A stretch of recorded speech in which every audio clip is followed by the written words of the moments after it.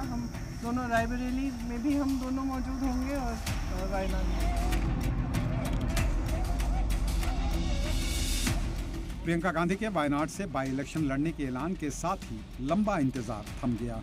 अब सियासी चर्चाओं का बाजार इस सवाल पर आ टिका है कि आखिर प्रियंका को वायनाड से कांग्रेस ने क्यों उतारा। सियासी दिग्गज कांग्रेस की इस स्ट्रेटजी के पीछे की वजह तलाशने में जुटे हुए हैं।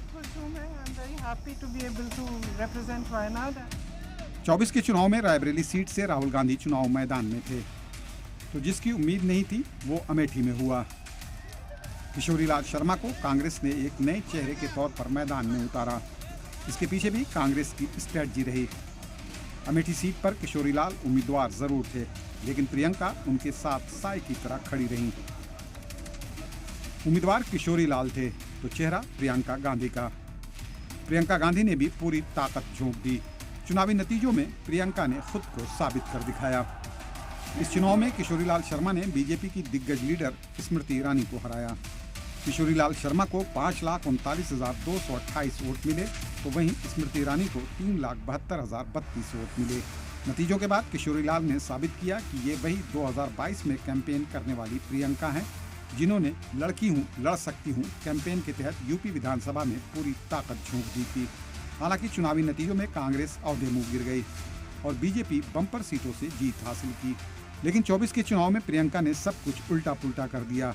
गांधी परिवार के पास रायबरेली सीट भी आ गई, तो अमेठी में जीत दिलवाने में भी वो कामयाब रहीं।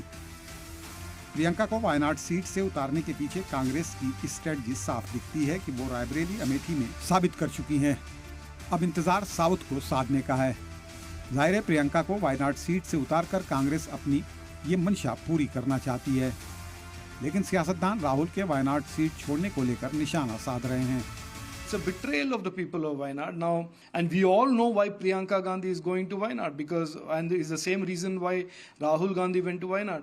Because as long as the Indian Union Muslim League supports any candidate in Wayanad, that candidate will win. That is the nature of the demographics of that constituency.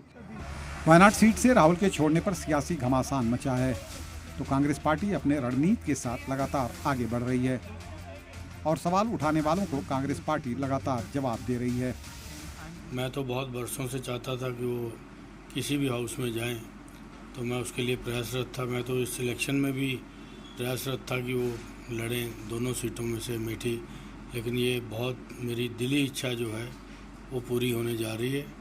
तो उन्होंने वायनाड को एक्सेप्ट किया और कांग्रेस पार्टी ने उनको वायनाड की सीट सौंपी। राहुल जी रायबरेली रहेंगे, ये और खुशी की बात है। कहना मैं उनको शुभकामनाएं भी देता हूँ प्रियंका जी को, और उनके चुनाव में मैं जाऊँगा भी और वहाँ काम भी करूँगा। 24 के चुनाव में राहुल गांधी को रायबरेली में 3,90,000 से ज़्यादा वोटों से जीत मिली और वायनाड में 3,64,000 से ज़्यादा वोटों से। अब सवाल है कि वायनाड में प्रियंका की उम्मीदवारी कांग्रेस की फ्यूचर की पॉलिसी को कैसे कामयाब बनाएगी।